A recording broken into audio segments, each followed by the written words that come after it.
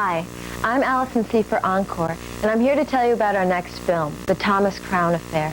It's a crime drama which stars Steve McQueen as a bored multi-millionaire who robs banks for the sheer fun of it, and Faye Dunaway as an insurance investigator who is determined to catch him in love instead.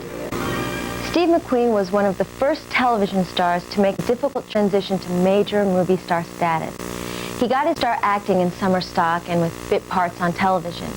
In 1956, Gazzara as the star of the Broadway production of A Hat Full of Rain, and he broke into the movies with a bit part in Somebody Up There Likes Me the same year.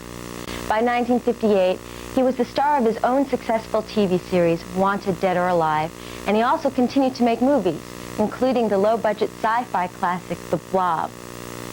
McQueen's standout performance in 1960's Magnificent Seven earned him more film parts, and he finally hit it big in The Great Escape 3 years later.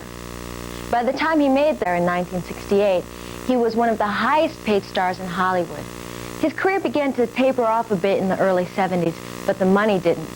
For his appearance in The Towering Inferno, McQueen received a record-breaking $12 million. The Thomas Crown Affair was Faye Dunaway's third film. She'd made her debut a year earlier in The Happening and had become a star soon thereafter with the release of Bonnie and Clyde, which, by the way, earned a nomination. Now, check out her wardrobe in this film. If you think she dresses well rather nicely for an insurance investigator, it's probably because all of her outfits were made for her by noted high fashion designer Thea Van Runkel. The Thomas Crown Affair was produced and directed by Norman Jewison, whose other hits include In the Heat of the Night, Jesus Christ Superstar, and the recent Moonstruck.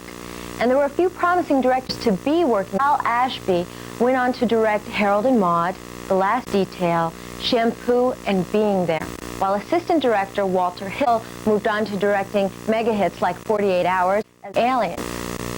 While you're watching The Thomas Crown Affair, you're sure there's a piece you probably recognize, one which also won an Oscar for the best song, The Windmills of Your Mind. It plays twice in the film, over the titles and the sailplane sequence, and it has been used elsewhere since then countless times. I hope you enjoy the film, and keep in mind, it's R-rated for brief nudity, adult situations, explicit language, and violence.